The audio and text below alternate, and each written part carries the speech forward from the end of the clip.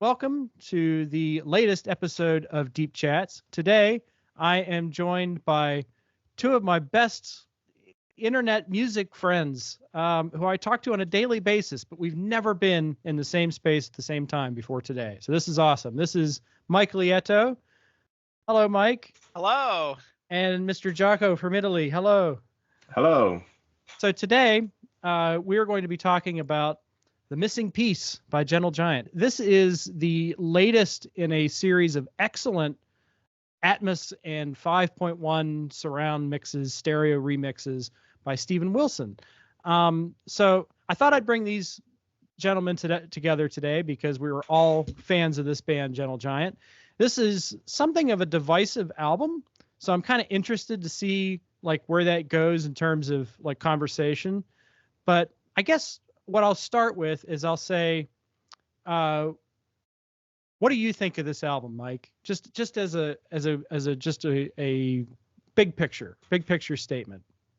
So before this remix came out, it's an album that I rarely would spin, but I do like it. I think it's a very underrated Gentle Giant album. It's nowhere near like the heights of like The Power and the Glory or Glass House or something like that, but it is, I think, a good album, and it's very different. And it's like one you could see where a band is trying something different and is having some fun doing that. And I think that's great. You know, it's a good strength to this record. What is your favorite Gentle Giant record? Is it The Power and the Glory? That's a really hard question. For me, it's a toss-up between Power and the Glory, Octopus, and In the Glass House. Those are my three. Those are top great three choices. So, yeah, Jaco, that's my top three. What about you? What do you think of this album? I'm not really a big fan of it, to be honest with you, because I think it's a good album in its own right, but I do think there's a big drop between this album and the ones that came before, and which is Interview. Yeah, and not just Interview. I mean the whole body of work. Yeah. It's interesting because they're obviously consciously simplifying their style, and they are not really able to do it because this is still quite complicated music at the end of the day. It's a little bit more listenable, if you can call it that, but I don't think the end result always works. I mean, it's probably 6 out of 10 album to me. I'm coming to this from a completely different perspective, and without going too far back here to the beginning, I liked Gentle Giant 10 or so years ago when I was starting to get into progressive music, but they weren't like one of my favorites. And it was actually through this excellent remix campaign that Steven Wilson and the band have done that has really opened my eyes to how amazing Gentle Giant were. Now they're like one of my favorite bands of that era. So I'm coming to this as like, I love this music and I can't wait to see what these guys do next. I'm kind of like coming to it as somebody listening to it back then may have. And my first impression was, this isn't as bad as its reputation. Like there's some fun stuff here. There's some stuff that I can enjoy. And I agree that it's not up to the level of a Power and the Glory, the Power and the Glory album or Acquiring the Taste, Octopus, even Interview. It's not up to that level, but I still think that, taking in as an album on its own right and not comparing it to what the band had done before or after, it's a pretty strong work, as it stands. And a 3-star out of 5 Gentle Giant album is still really compelling stuff, and it's worth hearing a few times. I agree. So I guess the first thing I thought we might do is we might go track by track, but I also want to talk about the original mix. I've only heard the original mix once. I've heard the Atmos mix probably 5 or 6 times. And kind of what I noticed on, just talking about big picture here, we can go into nitty gritty stuff, but on big picture here, what I noticed was a move away from using a lot of effects, which were contemporary of the time, 1976, 1977, and presenting it more stripped back, like the band live, basically, a live in the studio, maybe with some overdubs presentation. And I think this is most exemplified, and I know I'm jumping ahead a little bit, in a song like For Nobody, where this is like the only like classic Gentle Giant vocal feature on the whole record. And the original mix, for some reason, they cover it in all this weird, I don't even know if it's like psychedelic Yeah, phasing. effects, weird it's phasing. so weird, yeah. And it just kind of destroys all the good qualities of that performance. And I like how Steven Wilson has stripped a lot of that back. He references that. There's some phasing like on the guitar and stuff. But, for the most part, this is a very kind of dry and that's not to say it's lifeless, but, in like the 70s, idea of dry presentation. And I really think this is a superior way to listen to the album across the board. There's more bass presence. And, the Derek Schulman's voice has been rendered clean like across the whole record compared to the original mix. Sounds so good, yeah. So I did listen to the original mix at least once this week to compare, just because it's been so long since I've listened to this album.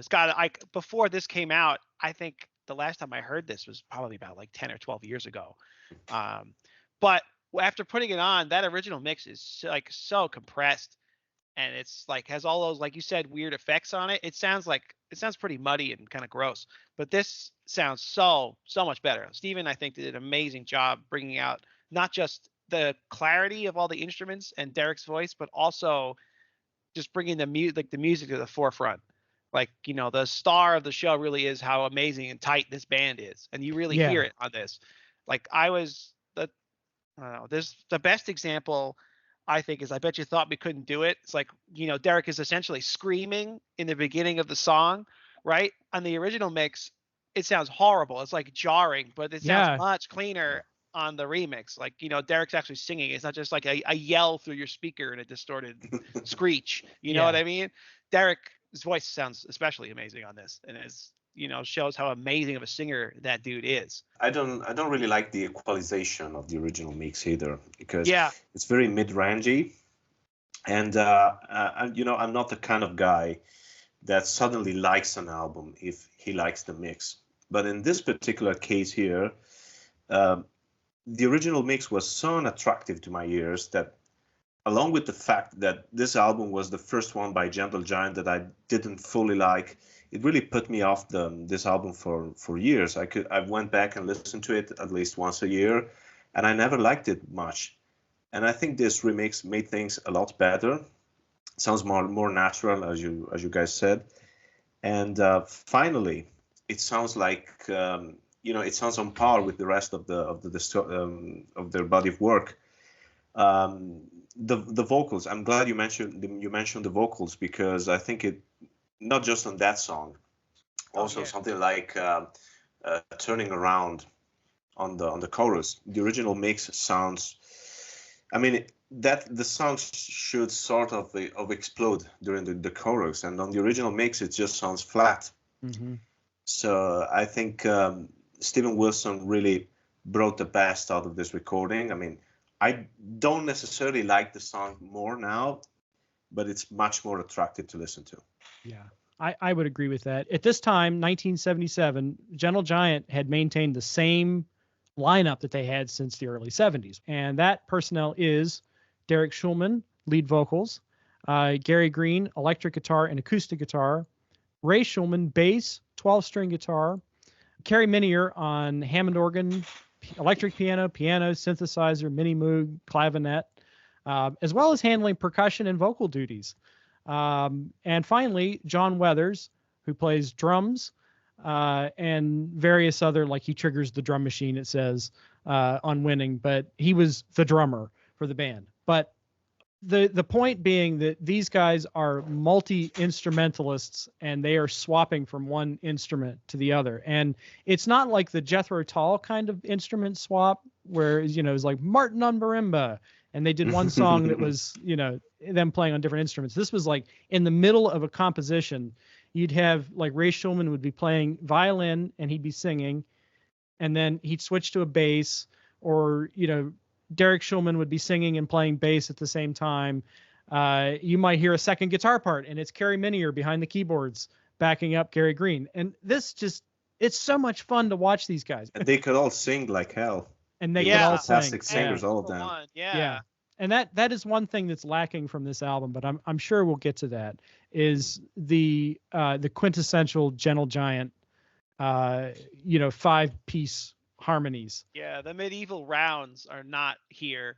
They are, but they're in one They're- song. Yeah, one song, and then that's it. You almost forget it's there sometimes. Yeah, and that's one drawback for me coming to this record is that I feel like this music could benefit from some, powerful background vocals, and they do have background vocals, but it's from somebody outside of the band on one song, which is kind of like, I don't know how I feel about this. I like it, but at the same time, I also feel like they could have done that. When I was talking about consciously simplifying their music, that was one of the things that they definitely didn't want to do here. Well, it's interesting because, the next album, Giant for a Day, is even more stripped back. It's even more simplified. But it's covered, like the first few moments of Words for the Wise, you hear that 5-part harmony, and it's like, at least that aspect is back on that album. Yeah, it makes the album start very promising, but fortunately, it's just the start of the album. Yeah. All right, so the missing piece, track 1, side 1, if we're talking the vinyl days, is 2 Weeks in Spain. And this was the single track. They released a video, which I think is honestly one of the most clever things the band has ever put out for this. And for me, coming, basically off of just hearing Interview being the most recent Gentle Giant record that I heard, it was like, oh, I can tell this recording has aspects of the band that I like. Because you can hear the strong, vocal presence. Derek Schulman sounds incredible, like right from the beginning. And it's just kind of like an upbeat, fun, bouncy kind of rhythm. And it's catchy right from the outset. Coming to this record, I'd always heard that it had like practically no bass presence. But right from the start of this, at least in the Atmos mix, the bass is heavy and thumpy. And my almost, immediate response is like, this is too much. Like, this is almost like too much thumpiness. But, as it went on, my ear, became more accustomed to it, and I could kind of hear how it fit. No, I'm glad you brought up the bass thing, because I think I forgot to mention that when we talked about Stephen's mix of this. Probably the best thing that he did is resurrect Ray's bass playing on this album, because it's almost inaudible in the original mix. Yeah. It's It great. is. But, like you said, immediately in 2 Weeks in Spain, you hear Ray, and it's so great to hear it's playing. He is one of the best bass players, bar none. Like, everything he plays, even on stuff that, maybe a little bit lesser Gentle Giant material, is still amazing stuff that he's doing. I also agree with you, Ian. I think this song is a lot of fun. It's a great way to start the album. It's like high octane energy. It's something different. It's fun. It's been literally in my head this whole week. If I could give any criticism to it, it's probably like Carrie Minier's keyboard sound in the break is not my favorite thing in the world. It sounds kind of a little bit of its time in a not so great way. But other than that, I think it's a fun song. I like it. It took me a while to appreciate this one. I do like it nowadays. I do agree with everything you guys said. But those were exactly the reasons for which I didn't like it very much at first. It was too quirky for my ears. It was a little too happy, bouncy sounding, not just the way I want a Gentle Giant to sound. But nowadays, I think it's a very clever song. It's very nice to hear. It's something. It makes for a great opener for an album, I think. Yeah, and the concert as well. Yeah, and actually, if you get back to something like Interview, the title track, I mean, it doesn't sound similar to Weeks in Spain, but it's also another bouncy song they started the album with, and then on Just the Same on Free Hand. So it really follows a pattern, and I appreciate that. I think it's quite a good song. I like the drumming on that one because it sounds very straight, but he is actually doing some pretty weird stuff. I mean, try to count the beginning. So it's not as obvious as it sounds like at first, and I think it really showcases Weathers as a very solid drummer who could make the drums sound interesting even when they sounded simple to the ear. I think that's the strength of this album, is that it does cut back to guitar, bass, drums, vocals being the forefront. And, it does give Gentle Giant a chance to showcase that, yeah, we can do intricate stuff. We can do the Runaway Experience kind of stuff, but we can also rock too. And I think as far as like progressive bands, like really the only one kind of like that was Jethro Tull. They could have the delicate kind of Renaissance-y type stuff, the troubadour music, and then the next minute just, rock your face off.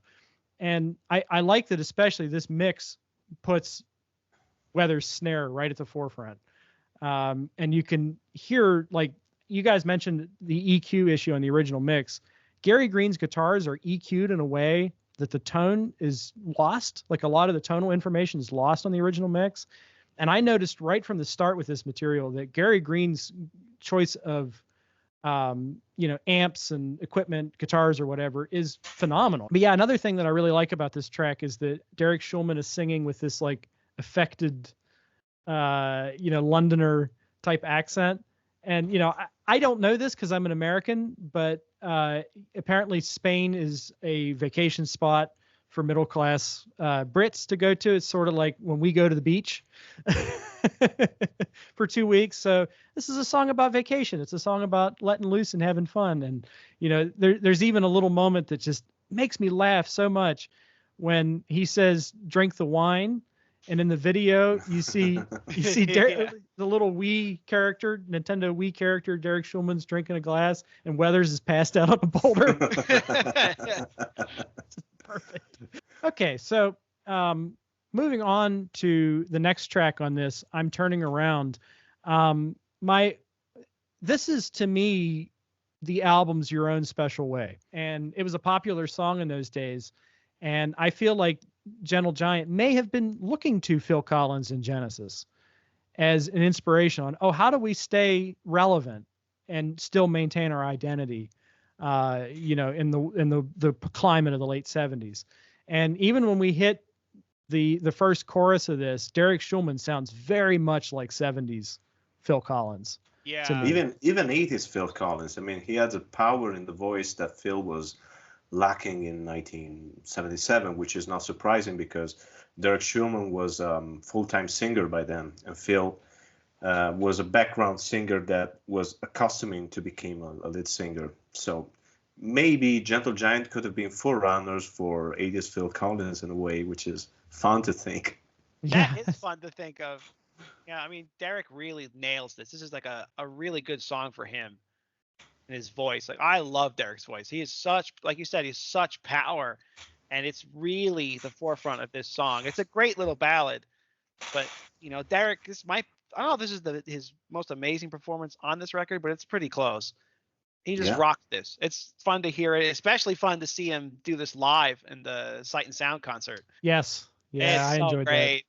There's something funny that I've read about this song somewhere, that they were touring The Missing Piece. And he was singing, I'm Turning Around, when he opens, he says, where's the love you once promised? And he took out a $5 bill and he sang that to the $5 bill. That's amazing. The other kind of MVP on this track is John Weathers. Yeah. Especially like that Sight and Sound performance that you mentioned. His tom rolls are astounding. Amazing. Just astounding. And, we're talking about drums, bass, guitar, voice. There's clearly one member of the band who's a little bit underserved by this material, and it's Kerry Minier. Yeah. I think the second side kind of redeems him, and we'll get to that. This said, my favorite thing about this song is the Kerry's introduction, because it's very, very pretty. It is. And I can see a lot of classic Gentle Giant fans back then in 1977 listening to this and go, oh, what the hell is this? Why are they doing adult pop now? But I think it really is a very good song. And the intro, I mean, Gentle Giant weren't exactly strangers to pop. They were Simon Dupree and the Big Sounds in the 60s, sorry. And even something like Think of Me with Kindness, which has this completely weird middle section, but is otherwise a very, very good pop song. So I don't think anyone should be surprised if they want to do a slow pop song. Derek Schulman had said something in an interview like, they hit it big with a song called Kites back in the Simon Dupree days. Yeah, I heard it. And but they felt trapped by it because, now they were expected to produce one hit after another. And that was kind of like, I guess, a psychedelic pop number. And what Simon Dupree were their bread and butter was R&B. And Yeah. you can hear that influence throughout all of the Gentle Giant material. Did you hear Kite? Did you guys hear that song? I've never heard it. No, I did. not never heard heard it. I did. It's an interesting song to me because I was never a fan of Simon Dupree, because they were really, if you listen to them, you'd never think, oh, these are the guys that will become Gentle Giant. It's very popish stuff. And Kite is in some kind of twisted way, because it's actually another pop song, but it's much more complex in the arrangement. It has this kind of a Asian-like melody. There's even a spoken word bit in the middle. I don't know why that particular song became a hit, but I think perversely it's the song that points slightly towards Gentle Giant. Interesting. And of course, Derek Shulman hates it, even to this That's day. interesting. Oh wow, Yeah, that's interesting. So, moving on to this next tune, which is called "Bet You Thought We Couldn't Do It." Oh, I love this one. It's Gentle Giant's attempt at doing punk. I think it's Gentle Giant doing a parody of punk. Doing a parody of punk, yes. Yeah. And the liner notes say something like, there's so many time changes that there's no way a contemporary punk band would have actually been able to perform this. Unless they were the Stranglers. Unless they were the Stranglers. Yeah, absolutely. I love this song also. It just rips. Like all the time changes are so great. And it is like, because it's a parody, it's very funny. Yeah. It's very funny. And I love that they went in there and did it. Bet you thought we couldn't do it. You didn't think we would even try. It's so freaking funny. It's great.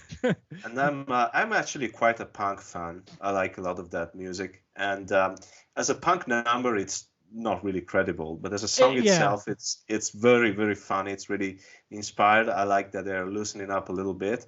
It shows that they had a sense of humor and that they could actually not take themselves too seriously, which is something that some of their fans should start doing, in my opinion. Mm-hmm. And even the middle section, there's a weird instrument. I still don't know if it's a mandolin or if it's sped up guitar, but it sounds really weird. What caught my ear about this right from the start is usually when you do punk music, there's one guitar track, and it's usually doubling the vocals or some sort of version of the vocal melody. But in the case of this track, there's two guitar tracks. There's a left channel and there's a right channel guitar track. And, my first thought was Gary Green's a genius. And then I watched the Sight and Sound video, and it's actually Gary Green and Carrie Minier together, which is like even more mind blowing because it's like, oh, he can do that too. He can play keyboards, he can play cello, he can sing, he can write. Oh, and he can play the guitar too. Yeah, and the vibraphone. Yeah, God, that guy can do everything. And I think this is a good time to mention that the guitar solo on the live version is fantastic. It's one of my favorite hard rock guitar solos. And I like Derek Shulman during that bit because it just starts jumping around and trying to do Ian Anderson, I guess. Yeah. But he can't do that. So it's even more funny. I love Derek because he's obviously a very talented musician and someone who didn't take himself too seriously. But as a frontman, he was often very goofy, in my opinion. And that's part of the charm. That's part of the charm. That's one of the reasons I like him so much. He embraced the absurd. Yeah, he did. And the jumpsuit. The jumpsuit. And Mike pointed out back to 2 weeks in Spain that they're in that video, they're wearing their stage clothes from that tour. Which just, I didn't catch that. It's like, oh man, that's so clever. I thought it was a great Easter egg. I forget the guy's name that made the video, but he did such a great job with that video. It's so much fun. If y'all haven't seen it, you got to go check it out. It's the official music video. Ryan Raspberry Byrne. That's it. Hey, Ryan. Hi, Ryan. Hi, Ryan. Congratulations on your 2 weeks in Spain video. You've earned 2 weeks in Spain. Congratulations. Track 4 on this record, Who Do You Think You Are? I feel like this is the time when I'm going to split from you guys. Mm-hmm. So I'll let you guys start. You guys tell me about this song, and then I'll jump in. I don't like it. That's the first song on the album that I absolutely don't like in any way. I mean, not in any way. There are some things about it that I find mildly pleasant, I guess. There's a little instrumental bit in the middle that I think it's a direct quote to The Runaway. I caught that too. Listen to it. That's interesting. I got that also. But I wish they would have saved that for a song that I like better, because as it is, I actually think this is one of the few Gentle Giant songs that I don't enjoy in any form. It's also, I think, the only one from the album that they never played live once, unless they did it somewhere and it wasn't recorded. And I think the reason is because it's just not strong enough. There isn't much I have to say about this. It's actually one of those songs that I forget about when I don't listen to it, and that's not a compliment, I think. Yeah, I think I'm with you. There are some things I like about it, like Gary Green's guitar is kind of awesome on this tune. Mm-hmm. I mean, like you said before, Gary is amazing on this album. He's all over the place, like just ripping and rocking. But this one is definitely my least favorite on the record. I weirdly, the opening melody reminded me of a PFM song from Chocolate Kings. It kind of has the same kind of melody. Da da da da da da da da da da da. It's like almost the same kind of thing. I'm like, wait a minute. The vocals a little bit, now that I think of it. Bernardo's vocals. Yeah, the vocals is what really surprised me. Like he almost sounds like I think his name is Franz, right? The PFM. No, that's the drum. I mean, he's also the singer, but on Chocolate Kings, it's Bernardo Lanzetti. Gotcha. He sounds kind of like Derek. Sounds a little bit like him in the way he sings that line. But yeah, I don't know. This song doesn't work. Like we talked about the bounciness. I think this might be one of the bounciest Gentle Giant albums. Like a lot of the melodies and material just kind of goes up and down. And it's fun, right? But I don't think it works so well here. Like this is a forgettable song for me too. Yeah. Like it's I can enjoy parts of it when I listen to the album proper, but I can't really get down with the song itself. And also, it reminds me too much of Happy Birthday to You. I'm not going to be able to unhear that now. and it's not my birthday, so why are you singing me this? Well, as I said off air, if Tony Banks can steal "We Wish You a Merry Christmas," then Gentle Giant can steal "Happy Birthday." Yeah, but the ending result, man, is a little bit better in Genesis' case. I kind of like this song. It's not my favorite. In fact, it might actually be my least favorite on side one, at least. But I kind of like this again because of Gary Green's guitar. That's some great bluesy tones, and it's bouncy. The melody's kind of memorable to me. And when it starts, it kind of takes me back to early Steely Dan, like Can't Buy a Thrill album. And that's even not really one of my favorite Steely Dan albums. But I want to know how. But I don't know how. That's just what my brain, the connection that my brain makes is like this has got like a Steely Dan kind of thing going on. But I don't know. I enjoy this one. It's not my favorite. It might be my least favorite on side one. But I like it. It's okay. Before we move on, I want to say one thing though, that Gentle Giant were such good musicians and arrangers that even a song that I don't like or I don't think much about, it ends up being interesting and at least listenable. I mean, we have hinted to the fact that we don't like Giant for a Day, but it's not a terrible album. I mean, you can listen to it.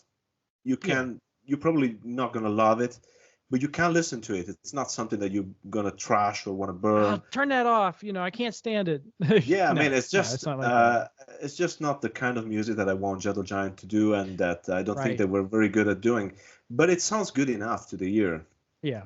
And that's something to keep in mind when we are talking about this particular band, I think. I agree, and that I would almost apply that to this album as well. That it may not be the album that I would reach for if I was in a Gentle Giant mood. I feel like I'd choose Freehand over this, or Interview, or In a Glass House. Any of the Octopus, acquiring any of those albums, I would pick before this one. But when you see it performed live, like the BBC Sight and Sound concert, it's interesting because it's almost like these songs provide like a contrast to that other material. And, they might do Freehand and it's like, oh my God, this is a mind-boggling version of Freehand. And then they turn around and do Bet You Thought We Couldn't Do It. And they rock, and it's fun. It's fun to watch that in context of their catalog. But okay, we're going to move on to another divisive track. I love this one. I love Mountain Time. to me, it's the catchiest. This is the one that I was singing perhaps the most. Now there's one on side 2 we'll get to that I think may even be even more of an earworm, but this song was stuck in my head for like a week straight.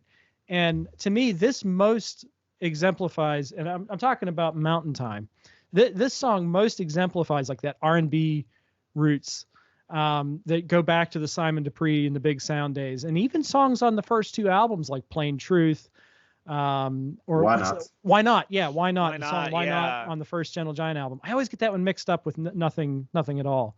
And there is a tune on this that is reminiscent of Nothing at All a little bit to me too. Yeah. But this song is unique. And Mike, you were talking about how fantastic Derek Schulman's vocal performance is. Yeah. When they do this on the concert and it's the last song of the set, he hits another stratosphere on those outro vocals for me. It's like, wow, he's been singing for an hour and he's going there. That's amazing. He was a great singer. I think one of the reasons they are not doing a reunion now, well, of course now Ray Schumann has passed, so there's no chance of doing that. But I think one of the reasons was that Derek knows that he can't sing like that anymore. And that's a very intelligent choice, I think. Yeah. Because you should reunite if you're still able to do something that could make justice to your body of work. And I think in the present day, Gentle Giant wouldn't be able to. And also, I think, sadly, Weathers cannot drum anymore, if I read that correctly. It's hard, man. Drummers, it's brutal to your body. It's exhausting. Yeah. Well, I even said that John Weathers is kind of like Phil Collins and Bill Bruford, somewhere in the middle. You find John Weathers, but he still retains a distinctive sound that when you hear him, you go, oh, that's John Weathers. You don't necessarily mistake him for those guys. He also brings like, you can tell he's like a percussionist, like a trained percussionist. Like he brings that to the drums also. Like there's a certain level of like comfort and technique on the drum kit that's, like kind of like what like Matthias Olsson has. Like, as soon as they start playing, he's like his like control of the sticks and his technique with all of the mallets and stuff. It's like it's percussionist level. It's amazing. Yes. And he adds his own sound and flair to it, like Phil Collins does too. He is the drummer for this band, and he drives this band like a bus. It reminds me a lot of Alan White, which is one of the most underappreciated drummers in rock music, because people, when they think about Yes and drumming, they think about Bruford. Mm-hmm. But Alan White was an excellent drummer who could play it in a lot of styles. Like John Weathers, he could play a straight beat with power and then do the complicated stuff, do the weird stuff. And even sometimes the choice of sounds, the drum sounds, they remind me of each other. And both are drummers that I absolutely adore and worship.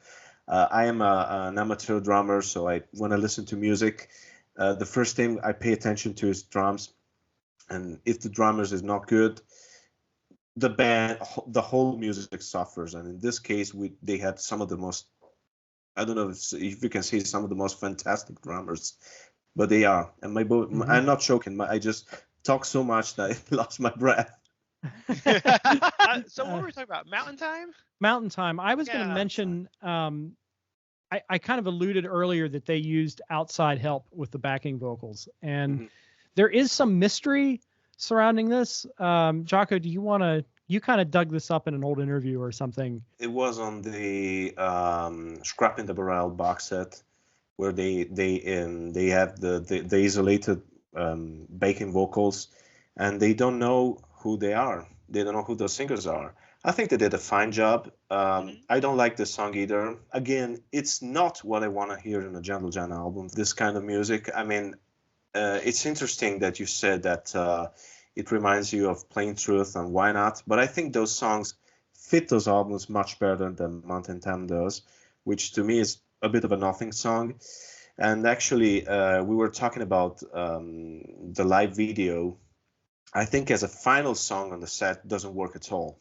I mean, the pacing, if I was at a concert and that was the final song, especially because on that concert they didn't do the Excerpt from Octopus medley, I would have been a little bit bummed. I mean, impressed with what they did, but still a little bit bummed. that's not one of the songs that I like, and it's actually one of the songs that put me off the album for a long time. I kind of am in the middle here, if you could believe that. I know it's very divisive. I think I agree with someone with you, Jaco, and like it's kind of a weird song. And like the concert pacing, it is a very weird song to end the concert with. It's almost like jarring in a way to hear. Like when I watched the concert and then there was like, oh, this is the last song, and there's a few minutes left, and they started playing Mountain Time. I was like, Mountain Time, interesting. It's kind of odd, and quite frankly, I forgot about the song completely when this came out. I couldn't tell, like when I got this in the mail, and I opened it up, and I was like, Mountain Time, what the hell song is that? I couldn't tell you anything about it. I forgot about it completely. Then I put it on. I kind of like it. It's a mix because it is a weird Gentle Giant song, but I also like it's fun, it's bouncy, it's kind of catchy, it sticks in your head. I think it's a perfectly fine and nice song. It's not one of my favorites on the album, but I do like it. I really like Carrie Minier's piano playing on this song. Oh yeah, it's almost like a has like a little bit of a honky tonk like Elton John feel, or Keith Emerson. Yeah, absolutely. Yep. Yeah, I think that's great. That's the most. I don't mean this neither as a compliment or as an insult, but I think that's the most American Gentle Giant song. I mean, a Southern rock band could have played that. I have nothing against. I have nothing against Southern rock, but I don't really want to hear Gentle Giant doing something like that. And that's fair. Yeah. I think you're right. Like it is very much a Southern American song. I mean, hell, even the title could be one. Like Mountain Time is almost like Allman Brothers' Mountain Jam. Yeah. It's different kind of music than that, but still. Send this to Valor. Valor would like it. He would like it. He'd probably give us a lot more insight on some somewhat obscure like Southern fusion group that would play something like this, because I don't know any of that music, and I wish I should dive in there because there's some good stuff there, but that's a discussion for a different day. I just think as a groove machine, and just kind of like a lot of the playing, to me, the playing is what saves a lot of this material, because it's played with such enthusiasm. And as for a closing track of the concert, I didn't mind that. I thought it was kind of like a nice, kind of cool off piece, because For Nobody is complex, and we'll get to that. But maybe you guys would have liked it better if they'd have swapped those two, if they would have finished with For Nobody instead of Mountain Time. But I think if you gotta play Mountain Time, I would play it like in the middle of a set. Sure. Yeah. Or maybe the final song before the encores, if you really want to put it at the end. We're moving on now to side 2 of this album, and most, I guess, like the Gentle Giant wiki page, which is their website for all intents and purposes, says that side 2 is stronger than side 1. And so it kind of set up an expectation for me that I was going to prefer side 2 to side 1. So what do you guys think? Is side 2 better? Not necessarily. I mean, I think side 2 is probably more in the vein of the classic Gentle Giant sound. Yes. It does have my favorite song on the album, though, which we'll get to in, I guess, a couple of minutes. But I don't know if the one side is necessarily stronger to the other. I think the quality, aside from those two songs and the song that I really love, is quite consistent between the two sides. It's just a style that's different. That's my take. I would agree with that. I agree also. This song, As Old as You're Young, I'm going to say this is probably my least favorite song on the album. And it's not because it's poor.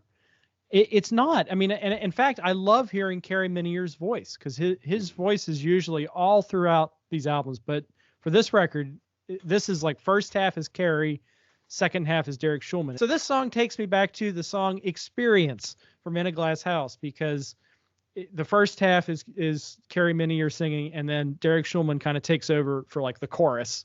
And that's kind of how this is arranged as well. There's a first half of the song, and then there's kind of like a chorus half where Derek Schulman takes over. And it's not that it's a bad song. I don't know. I just don't find this one sticking in my brain as well as some of the other songs on the album. Even though it is more Gentle Giant-esque than anything up until this point. Yeah. It's still not as like memorable as something like 2 Weeks in Spain is for me. Yeah, I think I agree with you. For me, like the song itself is like a lot of times forgettable. I do like this song though. I think Carrie's voice is great. I always love hearing Carrie singing. It's one of my favorite parts of Gentle Giant. I also have two things I really love about this song are Ray's bass playing again. He sounds ridiculously good on this song, and the ending rules. It's like a baseball organ meets Bach ending. I love it. It's like one of my favorite moments on the whole album, honestly. The last like 30 seconds or so, that's great. Like someone started to play like a Bach chorale at a baseball game. I love that. And it's so great. I have a very weird relationship with this song because when I think about it, I think of it as something awkward that I don't really like. And then when I listen to it, it's actually pretty charming and quite clever as a song. I agree it doesn't really stick in your head, but I think it's quite a good one, actually. I could say that. And I agree. I love Carrie's voice, and on this album is really unused, if that's the correct word. Yeah. And so it's nice to hear him sing here. So this one gets a thumbs up for me. Not a great thumbs up, but a thumbs up nonetheless. Me too. It's kind of like it leans towards a thumbs up, but it's still kind of neutral. I don't love it, but I don't hate it either. It's not like a Giant for a day. Thank God. Yeah. It to me, if this were on any other Gentle Giant album, it would be like, okay, there was that one too.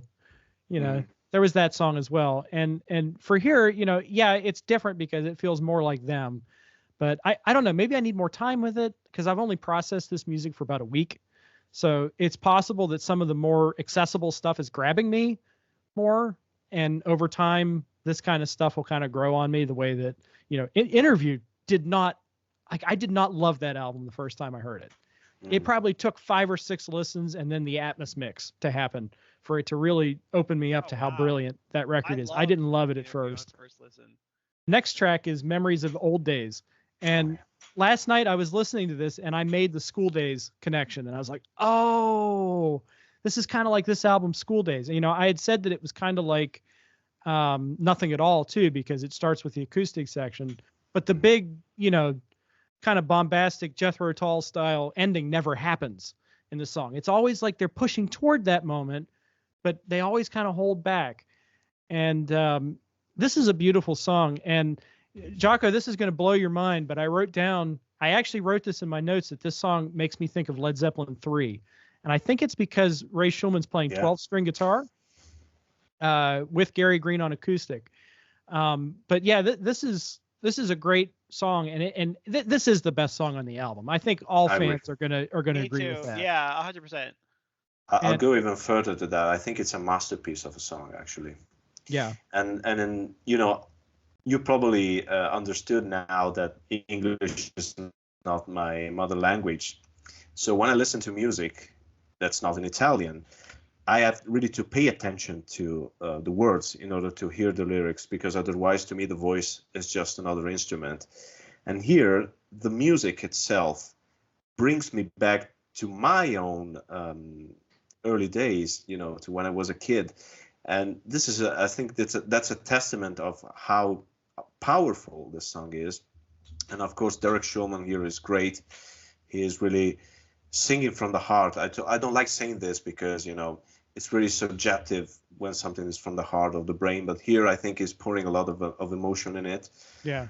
And I just like, you said that the song doesn't really reach a climax. Well, not in the sense but it does. A song like does. Nothing at All does from the first album, where it's like big bombastic rock. Like I expected that the first time I heard this, and I was a little disappointed the first time I heard it. But then over subsequent listens, I was like, oh, I kind of like how it's reaching for that. Yeah. But it stays kind of it's reserved. You know, they hold back a little bit, and I think that's in service of the song in this case. And of course, there's the moment near the end where it gets really, you know, it really gets. It doesn't rock, but it does reach a kind of a climax. Had the whole album been like that, I would have probably thought this was one of the best Gentle Giant albums, but it would have been the missing piece. When I watched this on the Sight and Sound concert, it kind of blew my mind when Derek Shulman picked up the bass, because, you know, the bass on the original mix is inaudible. You can Yeah, you can't almost hear it barely at hear it all. on this track, but it's got one of the best bass tones on the album when you listen to the Wilson mix. And I think initially I said, "Oh, Ray's bass tone is fantastic," but is this Derek Schulman? Did they play in the studio like they did live with the instrument swapping, or were they trying to double parts that were recorded? I'm not sure, because there were other songs where Derek played the bass, like on Timing, on the live version, because you hear the violin all the way through, so it's Derek. it's absolutely Derek. Or even there's a video of this one really surprised me. There's a video of them playing in a glass house, and at the end of the song, Ray is playing rhythm guitar and Derek is playing bass. So it's really, I don't really know. I don't know how I don't know if they ever said that. I think someone should probably ask them about it, because that would be a very interesting question. I would be interested to know, because like Mike kind of said, I think they just recorded this stuff live in the studio with minimal overdubs, which is possible. Well, but this said, one important thing that I just remembered, half of this album was played live before they went in the studio, and Memories of Old Days was one of those songs. So it's possible that in this particular case, Derek may have played the bass in the studio version. Yeah, I would reason that guess as well. I'm like these guys in that this is my favorite on the album, hands down. Like, you guys said great things about this track. I don't know if I can elaborate further upon it, but for me, it's a masterpiece of restraint and beauty. And Derek really brings home the vocal. It's beautiful. Like, this is the only song from this album I would include in like if someone is brand new to Gentle Giant, I were to make them a mixtape, this song would be on it. And it's the only one from this album I would put on here. And quite frankly, it might be the only one from this period forward in the discography to put on there. This is like a top 10 Gentle Giant song easily, or even higher up. It's just so beautiful. And like you said, when we watched the live version, I was surprised that almost everybody else in the band was playing guitar except for Derek on bass, and John Weathers was not playing a thing because there's no drums. There's a little bit. He plays for the most of the song anyway. There's like at the end, right? Little bit of drums. And also, full disclosure, he can play guitar. It doesn't do that, but he can play that. That's amazing. There's a song called it's on Under Construction. There's a song called You Haven't a Chance from around this period of time, and I think it's guitar and bass, and I think he plays one of those. I'll have to go back and check. Or even Friends on Jam for a Day. I think it may be him on guitar, actually. That's very impressive. Wow. Speaking of like the instrument swapping, and I know there's a track on that BBC Sight and Sound concert where there is no bass guitar. I can't remember which one it was, but playing the game. Playing the game. Okay. Playing the game. Yeah. Yep. Where Ray's playing electric guitar too. Yeah. And Gary. Yeah. Okay. Yeah. Yeah. That's one thing that just blows my mind is the talent of these guys. Like every one of them is like superhuman mega talent. Yeah, they're like amazing musicians. Like, it's like, how the heck did these guys do this? And like, how are they this good at almost every instrument that they try to pick up? It's incredible. And then the compositions are good too, and they're memorable and they're catchy. There are songs that are really unbelievably complex that get stuck in my head because the writing is there. It's not just virtuosity. Now, this next track, Winning, this is another one that I'm kind of... I don't really like this song. I don't love it. My second least favorite on the album. I know, it's like, it's fun and it's circular, but for me, it's like so forgetful. Like, I couldn't tell you how it sounds.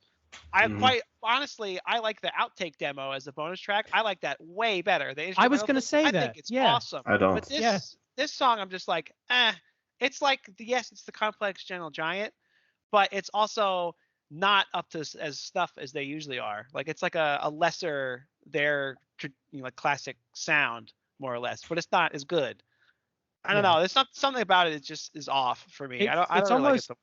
It's almost evidence that they needed to change directions. That's a great point.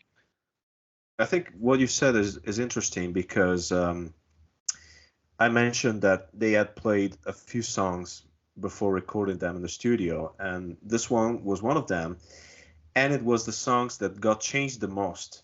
because it had a very long instrumental section that was cut with the violin. And I think it's a very interesting song. It's one of those songs that the Steven Wilson remix made me appreciate a lot more, because you can finally hear that bass guitar, and the bass line here is so great. And now every time I think of it, I think of that bass line. So this is one of the cases where Steven Wilson really helped me appreciate something just by bringing up its qualities. As for the outtake, I confess I was a little bit disappointed by it, because when it was announced, the track list of this was announced, and I thought maybe Gentle Giant had recorded the early version in the studio, which was a lot more different, and it had different lyrics, and you can listen to that on the Pinewood rehearsal on the Unburied Treasure box set. And Derek Schulman's, it's not the right key for Derek Schulman. Like, it's too high for him, so he cannot reach all the notes. It's a little bit painful to listen to. But I guess in the studio setting, it may have worked. But I think we can. I mean, Gentle Giant didn't work like Jethro Tull. I mean, I don't think we will ever find something on their multi-tracks, like a completely different arrangement of something, or maybe even a new song that is waiting to be mixed.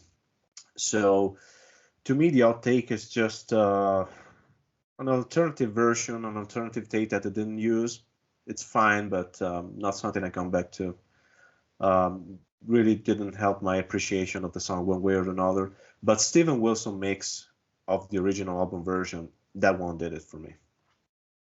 That's interesting. I mean, I'm kind of with Mike on this, that I find something more compelling about the outtake version. Like, it's got more of a funky groove or something going on.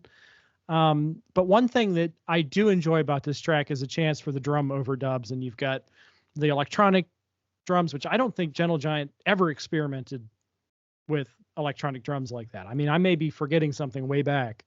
No, I don't think so. But no, it's kind of fun, and especially the surround mix, because you get to have a lot of drums tossed around the room.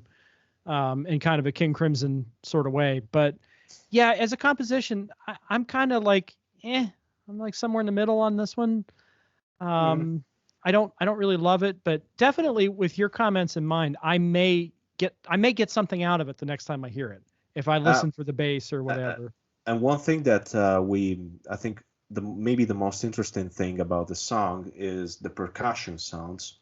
Which, if I remember correctly, this was definitely written on the Scrap in the Barrel box set. I think the percussions are actually pots and pans and other stuff from the studio kitchen. That's so great. Which is fantastic. Yeah.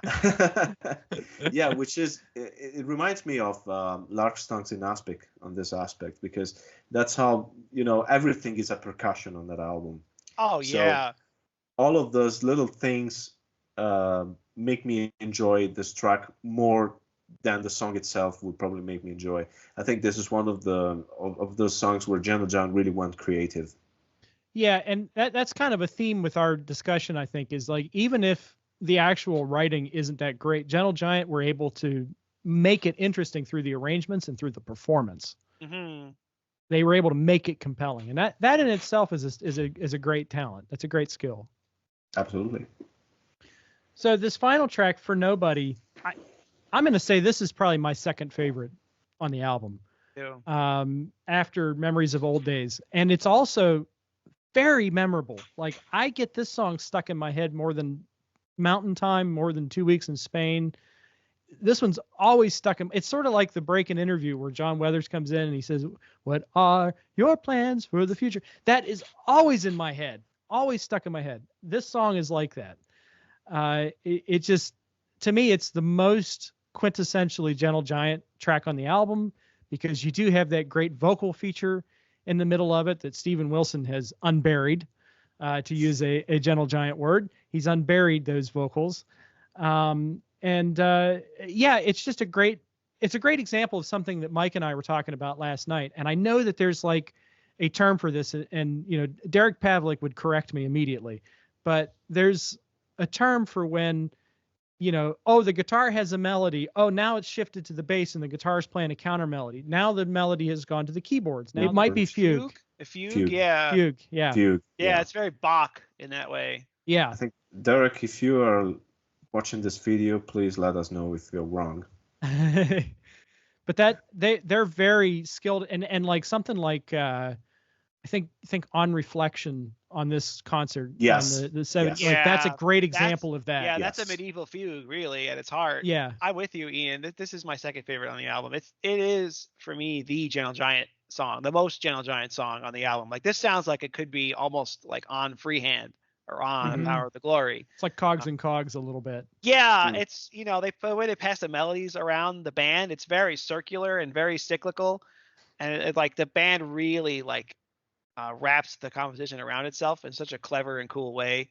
I think it's really, really strong, and it's fun as hell. Like this song and 2 Weeks in Spain bookend this album with two like hyperactive, fun, energetic ways, and I think that's terrific.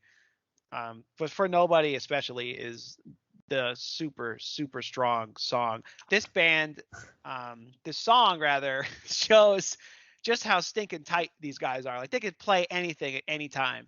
Like especially watching them play this live, it's like they could play this in their sleep. And this is a really, really difficult song. Yeah, it is. It's so impressive.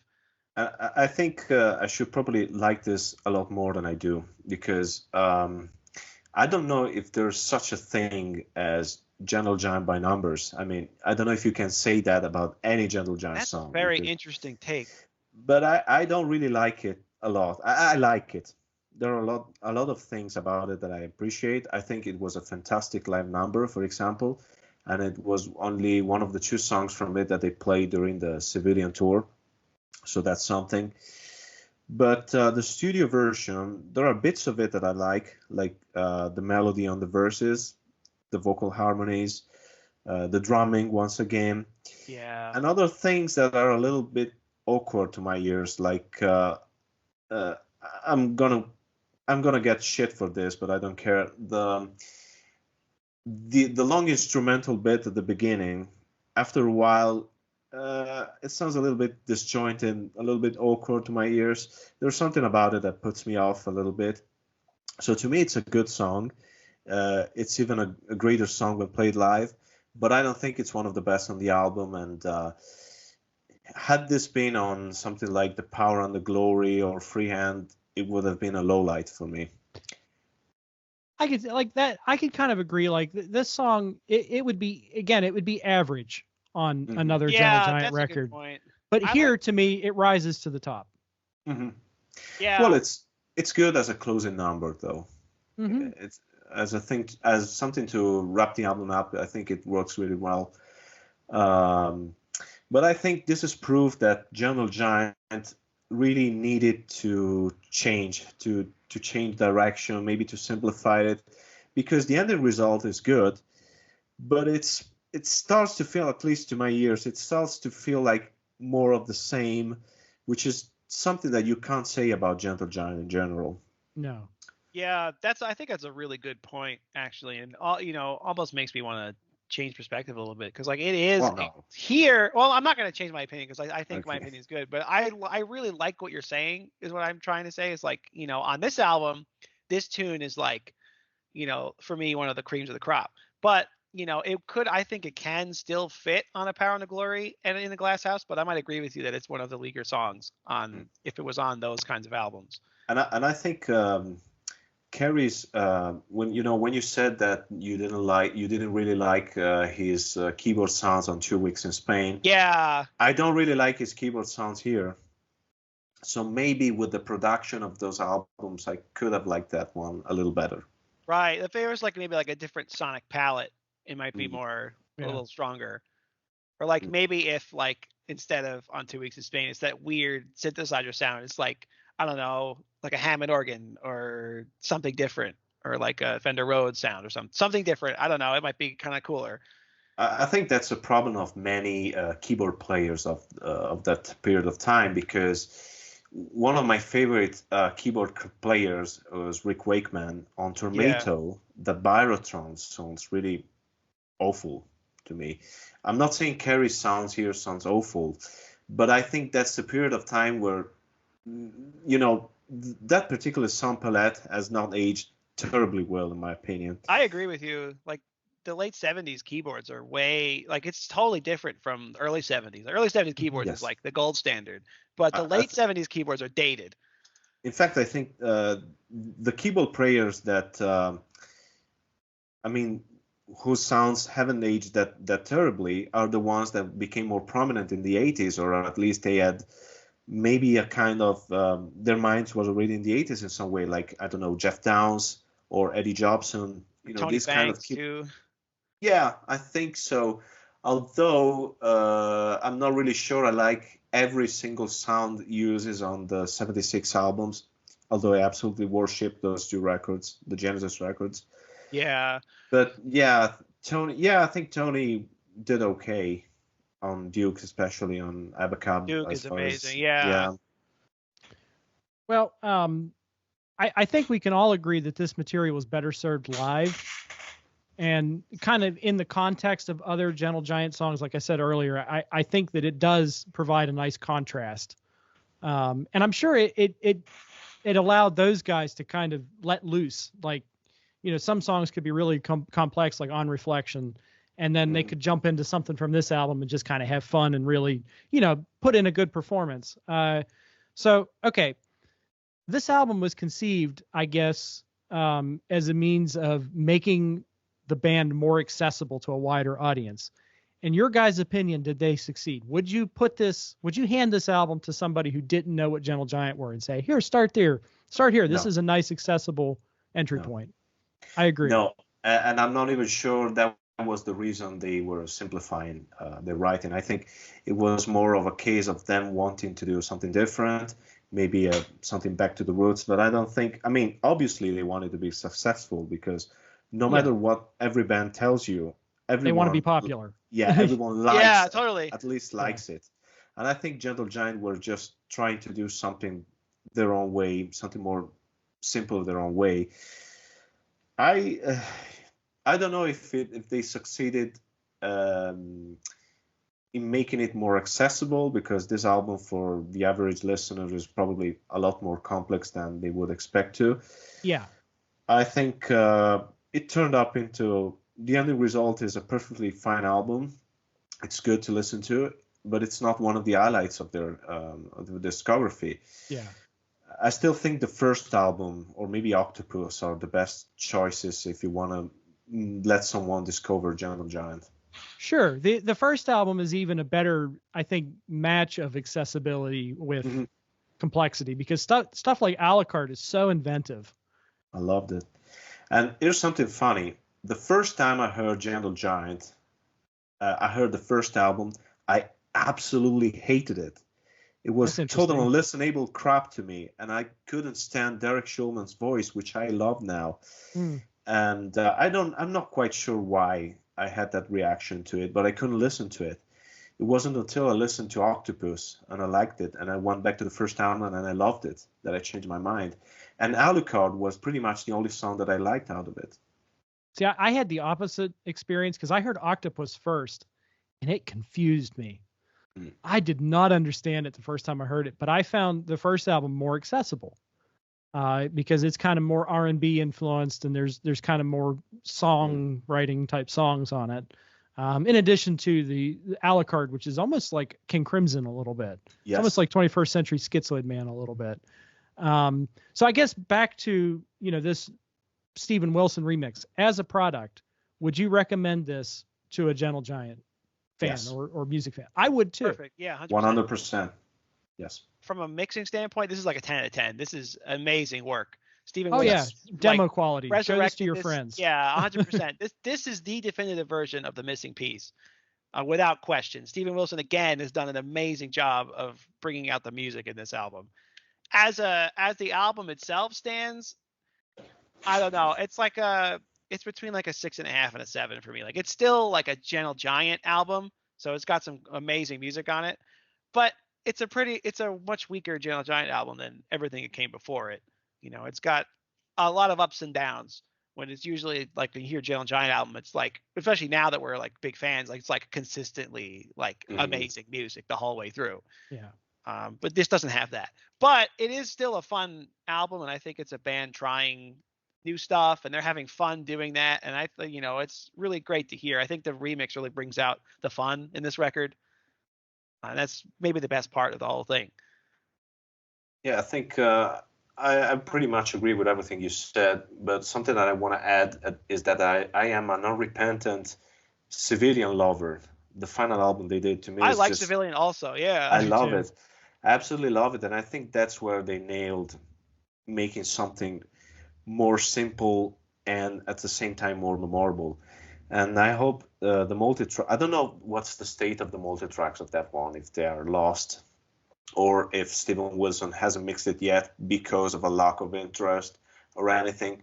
But that's one that I wish they would tackle, because it has a similar problems in the production that the Missing Piece had. And the new mix will probably make me love that one even more. And that one is an album that I would recommend. I mean, maybe not to someone who hasn't heard Gentle Giant before, but if you heard those first albums and you like, you can move out to Civilian. If you enjoyed those Atmos mixes and the surround mixes of, the 3-piece suite, the first 3 albums kind of compiled together, and Octopus, if you have all that stuff and you love it, it's a no-brainer. Yeah, and it's limited edition, I think. Yeah, it's worth checking out. And again, and we haven't talked much about specifically the Atmos mix, but just, from my perspective, if you do have an Atmos system or a 5.1 system, this is a demo quality disc. You could put this on and show what the technology is capable of with this disc. And that's true for the other two as well, the interview and freehand Atmos mixes. I think that they are just top level quality. And that's saying something for an album that has had a lot of, negative response to, specifically the mix. I think that this has come a long way. All right. Do you guys have anything else to add? Anything to summarize before we get going for today? I want to say that Gentle Giant rocks. Yeah, I'll second that. Don't forget to like and subscribe and leave a comment. What do you all think of the Missing Piece remix? Let us know in the comments, please. Yeah. Would you recommend this? Would you recommend this as an entry point? How did you feel? Yeah, to who? And to who? That's important. Yeah. Would you recommend this as an entry point, and to who? And if you heard this back in 1977, what are your impressions of the new mix? Does this make it any better for you? Does it make it more accessible for you? And also, what were your impressions of the album back then? Did it put you off? Did you like it because it was more simple? How did you see that album in 1977? And what are your plans for the future? Yeah. And how did you get the name of the band? We'd like to know that too. Who does the writing then? Who does the writing? Have you spent 2 weeks in Spain? Tell us how your trip was. All right. I guess in summary, I'd like to thank all of you, our listeners, for joining us for this conversation and interacting. I hope you enjoyed it, and we'll see you again real soon. Thanks again, guys, for joining us. Bye-bye. And we'll see you. Bye-bye. Bye.